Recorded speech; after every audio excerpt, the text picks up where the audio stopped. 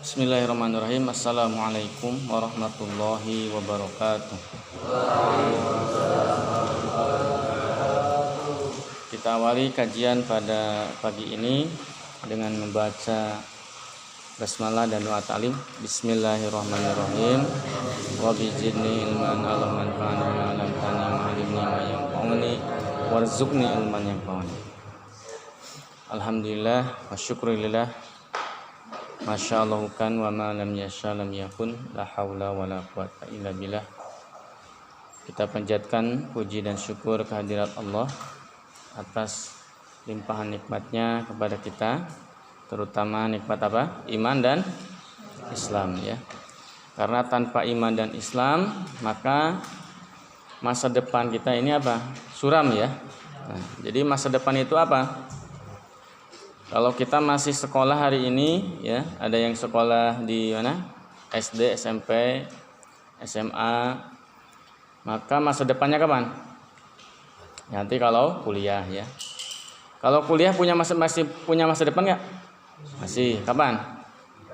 Yaitu ketika nanti mempunyai pekerjaan, yaitu biasanya para orang-orang kebanyakan masa depan itu adalah ketika keluar sekolah kemudian punya pekerjaan dalam masa depan. Tetapi tidak sebatas itu, ternyata setelah bekerja pun masa depan masih ada, ya. Nah, masa depan ketika menikah, kemudian setelah menikah nanti ada masa depan untuk anak. Nah, jadi masa depan itu ternyata terus ada, ya. Nah, dan sesungguhnya masa depan kita yaitu masa depan kehidupan setelah kematian. Nah, itulah masa depan sesungguhnya, ya. Nah, makanya hidup tanpa iman dan Islam menjadikan masa depan kita suram. Ya, kalau seandainya hari ini kita tidak sekolah dan tidak belajar, ya, suram nggak masa depan? Suram. Tapi tidak sesuram masa depan yang tanpa iman dan Islam. Nah, baru-baru ini saya melihat video, ya, seorang peliput itu memasuki kawasan makamnya Abu Lahab, ya. Dan ternyata di makam Abu Lahab ini ada bau yang sangat menyengat, ya. Bahkan lewat sedikit saja reporternya itu sampai batuk dan sampai keluar air mata, ya. Nah, saking apa? Saking baunya. Nah, memang orang-orang yang meninggal dalam tanpa iman dan Islam, ya, keadaan mereka apa? Buruk, ya. Nah, bukan hanya di akhirat, tetapi di dunia saja sudah terbukti, ya. Salah satu lagi makamnya siapa? Mustafa Kemal Atatürk, ya. Walaupun sudah ditembok dengan apa? Dengan tebal dan lain sebagainya, dan dari marmer dan lain sebagainya, tetap mengeluarkan apa? Bau busuk, ya. Nah, kemarin juga saya lihat video itu tentang makamnya Abu Lahab, dan memang penduduk di sana juga dalam liputannya itu, ini bau ini sudah tidak asing lagi, gitu, ya. Baunya sangat menyengat. Dari mana baunya? Ya, tentunya dari siapa? Jasadnya Abu Lahab tersebut, ya. Masya Allah. Kemudian yang kedua adalah kita bersyukur bahwa kita bisa apa? Belajar, ya, mempelajari apa? Alkitab, ya. Mempelajari apa? Ilmu nahwu dan shorof. Ya, untuk apa belajar ilmu nahwu dan shorof? Untuk apa? Untuk memahami Al-Qur'an, ya. Nah, karena kalau hanya untuk bisa bahasa Arab, Abu Jahal dan Abu Lahab pun pintar berbahasa Arab. Nah, tetapi dia tidak memahami apa? Al-Qur'an. Jadi untuk mempelajari nahwu shorof ini adalah tujuannya untuk mempelajari apa? Al-Qur'an, ya. Karena orang-orang terdahulu, ya, yang ilmunya tinggi adalah mereka yang memahami apa? Alkitab, ya. Di antaranya kisah yang paling terkenal siapa? Seorang yang berilmu dari kalangan ahlul kitab di masa Nabi Sulaiman yang bisa memindahkan apa? Istana Ratu Bilqis. Nah, ini mengalahkan jin Ifrit, ya. Nah, kalau jin Ifrit menyanggupi memindahkan apa? Istana Ratu Bilqis itu dalam apa? Dalam waktu dari berdiri sampai duduk, maka dari kalangan orang berilmu dari ahlu kitab menyanggupi memindahkan istana Ratu Bilqis dari berkedip dalam sekejap mata. Nah, siapa itu? Yaitu orang yang diberi ilmu, yang memahami Alkitab. Nah, dalam hal itulah kita belajar apa? Kitab Al-Qur'an ini ya, belajar ilmu apa? Nahwu dan shorof. Kemudian jangan sampai juga kita dalam memahami kitab ya, paham ya. Nah, jangan sampai menyimpang seperti siapa? Bani Israil. Nah, dalam Quran surat Al-Baqarah ayat 44 apa? Atamuruna nasa bil birri wa tansawna anfusakum wa antum tatlunal kitab. Kamu menyuruh berbuat ma'ruf tetapi kamu berbuat mungkar. Sedang kamu membaca Alkitab. Nah, jangan sampai kita orang-orang yang baca kitab tetapi kita berbuat mungkar. Kemudian juga orang-orang yang menyimpang dari ahlul kitab adalah dalam Quran surat Al-Baqarah ayat 79 apa? Nah, dia merubah apa? Isi kitab dengan mengatakan apa? Hada min indillah. Ini dari Allah ya. Nah, sungguhnya mereka para ahlul kitab yang menyimpang. Nah, kalau kita dalam mempelajari Alkitab adalah dengan apa? Dalam Quran surat An-Nur ayat berapa itu? Idza du'u illallahi wa rasulihi wa qala apa? Samina wa. Nah, jadi orang-orang beriman itu apabila diseru ke dalam apa? Allah dan Rasulnya yang untuk menghukumi di antara mereka adalah dengan apa? Dengan berkata Samina wa ta'na ya, bukan sebaliknya orang-orang kafir ya, orang-orang munafik itu mengatakan apa? Samina wa asaina, kami dengar dan kami tidak taat. Nah, baik, selanjutnya kajian pada kesempatan kali ini yaitu dalam kumpulan apa? Kumpulan syarah hadis 6 hadis ya. Hadis ke 1397 ya, dengan tema jangan membenci sahabat Nabi sallallahu alaihi wasallam. Hadisun Abi Sa'idin radhiyallahu anhu qala kana baina Khalidin bin Walid ya. Wa baina Abdi Rahman ibni Aufi ya, Abdurrahman bin Auf.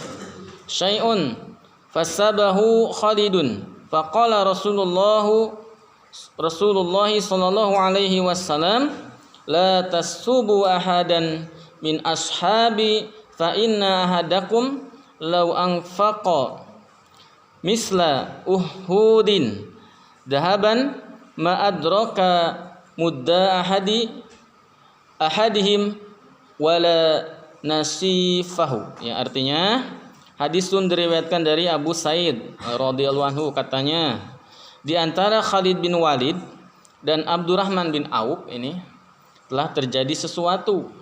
Lalu Khalid mencaci beliau. Nah, mendengar hal itu Rasulullah bersabda, ya, la tassubu ahadan min ashabi fa inna ahadakum law anfaqa misla Uhud. Yang artinya adalah janganlah kamu mencaci sahabatku walau salah seorang dari kamu membelanjakan emas sebesar Uhud ya, dia tidak akan menandingi salah seorang ataupun separuh dari mereka. Nah, jadi kita tidak boleh mencerca, menghina para sahabat ya. Karena ada beberapa kaum muslimin hari ini yang menyalahkan siapa? Para sahabat ya, yaitu mengenai sejarah di akhir kepemimpinan Ali bin Abi Thalib ya. Di akhir kepemimpinan Ali bin Abi Thalib ini ada 2 perang yang sangat terkenal. Pertama perang apa? Perang Jamal ya. Nah, perang Jamal siapa? Yaitu Aisyah. Nah, Aisyah radhiyallahu anhu ya. Anha ya, radhiyallahu anha. Ini berperang melawan siapa? Ali bin Abi Thalib ya, dengan menunggangi unta, maka disebut dengan perang Jamal. Kemudian perang yang kedua apa? Perang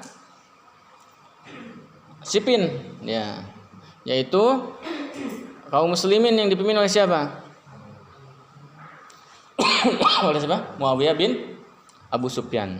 Melawan siapa? Ali bin Abi Thalib. Nah, ada beberapa kaum muslimin yang menyalahkan Muawiyah, ya. Bahkan mengatakan bahwa kenapa Ali memerangi Muawiyah? Karena Ali memerangi orang musyrik. Nah, itu merupakan hal-hal yang tidak boleh, ya. Nah, karena Muawiyah ini adalah salah satu sahabat yang utama juga. Bahkan suatu hari ada yang bertanya kenapa ini awan mendung gitu ya. Maka dijawab oleh Rasulullah, sesungguhnya sayap-sayap malaikat menaungi seseorang, yaitu menaungi siapa? Muawiyah. Karena Muawiyah ini selalu apa? Membaca qul huwallahu ahad, ya, Allahu somad. Nah, jadi mungkin kalian nanti dalam beberapa pemahaman akan melihat orang-orang yang ikhtilaf, ya, dalam masalah perpecahan di akhir kepemimpinan Ali, ya, di mana di sana memang terjadi perang besar, ya, yaitu Muawiyah melawan Ali bin Abi Thalib. Walaupun Muawiyah ini dalam sejarahnya apa? Merubah kepemimpinan dari kepemimpinan apa? Khilafah ala minhajin nubuwah kepada apa? Kepada sumatakunu mulkan adon, kepada mulkan adon, kepada kerajaan, ya. Apa bukti bahwa Muawiyah kepemimpinannya kerajaan? Apa buktinya? Nah, karena anaknya di baiat, ya. Nah, tetapi masa kepemimpinan Muawiyah juga merupakan masa kepemimpinan yang apa? Yang signifikan, ya. Karena beliau memimpin umat Islam ini selama 20 tahun, dan para ahli sejarah mengatakan bahwa masa kepemimpinan Muawiyah ini disebut juga dengan masa jamaah, yaitu masa kembalinya kondusifnya kaum muslimin, ya, setelah terjadi bentrok, ya, dan perpecahan. Nah, dalam hal ini kita tidak boleh apa? Tidak boleh mencerca siapapun dari para sahabat, ya, karena orang yang mencerca para sahabat itu dalam suatu hadis dikatakan juga, ya, siap-siaplah kita mempunyai tempat tinggal di mana? Di neraka, ya. Dalam hal hadis ini juga dikatakan bahwa tidak bisa ditebus oleh apa? Emas, walaupun sebesar gunung Uhud. Nah, kemudian hadis ke 1398, ya, yaitu tentang kedudukan Ali bin Abi Thalib di mata Rasulullah sallallahu alaihi wasallam. Hadisu Sa'id bin Abi Waqqas, ya, Abi Waqqas, dari Sa'd bin Abi Waqqas radhiyallahu anhu qala Rasulullah li aliin anta minni bimanzilati Haruna min Musa illa annahu la nabiyya abdi, ya, diriwayatkan dari Abi Waqqas radhiyallahu anhu, katanya Rasulullah bersabda kepada Ali, ya, li Ali anta minni, kedudukanmu denganku seperti kedudukan Nabi Harun dengan Nabi Musa, tetapi tidak ada lagi wa innahu la nabiyya ba'di, dan tidak ada lagi nabi setelahku. Nah, inilah ada golongan yang sesat, itu golongan apa? Syiah, ya. Nah, karena hadis-hadis seperti inilah dimanfaatkan oleh Syiah, ya. Nah, dengan mengatakan bahwa sungguhnya khilafah yang sah setelah Rasulullah adalah siapa? Ali bin Abi Thalib. Dan orang-orang Syiah ini adalah mencerca siapa? Abu Bakar, Umar, dan Utsman, ya, bahwa khilafah mereka itu tidak sah. Yang sah itu adalah khilafah siapa? Khalifahnya Ali bin Abi Thalib, ya. Kemudian Ali ini juga beliau sangat terdidik, ya, karena beliau masuk Islam dari mulai usia sejak kecil, ya, sejak kecil. Ketika Rasulullah berdakwah di masa kenabian waktu itu 3 tahun, kemudian Rasulullah mengumpulkan orang-orang Quraisy, ya. Jadi cara berdakwah Nabi ini pertama beliau itu kepada keluarganya dulu, ya, sanak keluarga, dakwah kemudian. Nah, setelah itu kemudian dikumpulkanlah orang-orang Quraisy, ya. Nah, pertama kali dikumpulkan tidak terjadi kumpul karena Abu Lahab membubarkan perkumpulan tersebut, bubar. Tetapi gak sampai di situ, kemudian Rasulullah yang kedua kalinya mengumpulkan lagi orang-orang Quraisy, kemudian memberinya makan. Setelah memberi makan, kemudian Rasulullah mengatakan, sesungguhnya aku tidak melihat sesuatu yang lebih baik, ya, yang bisa dibawa ke tengah-tengah kalian. Nah, aku membawakan yang lebih baik daripada dunia dan isinya, ya, yaitu kamu beriman, kalian beriman kepada Allah dan aku adalah Rasulullah, dan beriman kepada Rasulullah dan aku adalah Rasulullah. Maka ketika berbicara itu, Rasulullah juga mengatakan, untuk itu siapakah yang akan membelaku dalam hal ini? Maka orang-orang Quraisy waktu itu saling tatap menatap, ya. Bahkan ada yang mentertawai, bahkan ada yang pergi. Kemudian waktu itu Ali bin Abi Thalib mengacungkan tangan, "Ya Rasulullah, sungguhnya aku adalah pembelamu dan aku adalah penentang bagi siapa yang kau tentang." Nah, itu salah satu keberanian Ali, ya. Orang lain belum beriman, dia masih kecil, tapi dia apa? Dia berani mengacungkan tangan di kalangan apa? Keluarga Quraisy waktu itu. Nah, kemudian setelah itu Rasulullah setelah mengumpulkan keluarganya, kemudian menyeru banu-banu yang lain, ya, ada Banu Quraisy, Banu Abdul Muthalib, Banu dan lain sebagainya, itu dari bukit mana? Dari bukit Safa, ya. Wahai Banu Taim, Banu apa gitu ya, diseru. Kemudian mereka berkumpul. Muhammad menyeru, ada apa? Muhammad menyeru, itu ya. Nah, kemudian Rasulullah mengatakan, "Percayakah kalian apabila di balik Gunung Uhud ini ada sekumpulan pasukan berkuda?" Maka orang-orang Quraisy mengatakan apa? "Kami percaya. Sungguhnya engkau tidak pernah berdusta." Nah, kalau begitu aku bawakan kepada kalian sesuatu yang lebih baik daripada dunia dan isinya, ya, yaitu engkau beriman kepada Allah dan aku adalah Rasulullah. Ya. Kemudian setelah itu Abu Lahab marah, ya, dengan mengatakan, "Untuk hal inikah, gitu ya, engkau mengumpulkan kami?" Itu. Maka turunlah Quran surat Tabat Yada Abi Lahabi wa Tab. Nah, ya, bahwa Abu Lahab sudah dijamin kepada siapa? Masuk neraka. Makanya tadi makamnya gimana? Bau, ya, bau. Nah, itu salah satu keutamaan Ali bin Abi Thalib, ya, yang diceritakan tadi. Ya. Ali ini merupakan seorang yang pemberani dan dia mempunyai ilmu, ya, ilmu. Kemudian hadis berikutnya, 3 hadis saja, tentang keindahan suara Abu Musa, ya.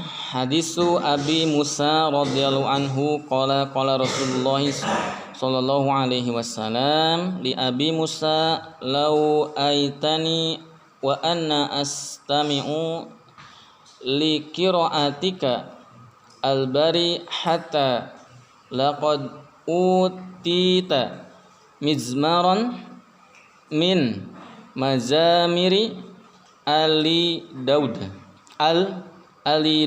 ya.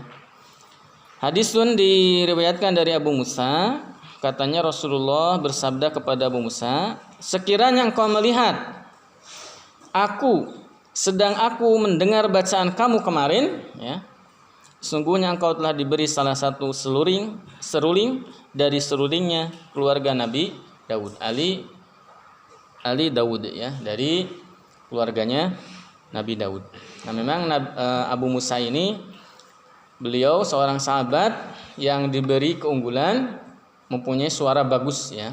Jadi ketika membaca Quran sangatlah merdu. Nah, semerdu siapa?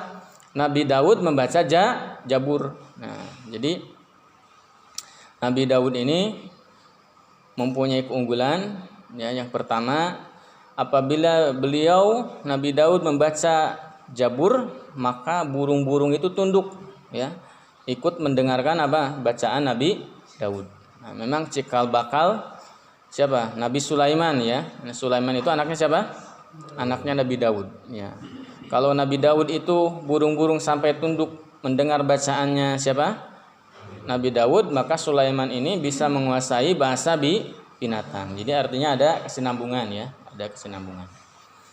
Nah, memang Rasulullah juga menceritakan salah satu keutamaan Nabi Daud, diceritakan bahwa tidak ada malam yang lebih utama kecuali malam-malam yang dijalankan oleh Nabi Daud alaihissalam. Dan tidak ada hari-hari yang lebih utama kecuali hari yang dijalankan oleh Nabi Daud alaihissalam. Di mana Nabi Daud itu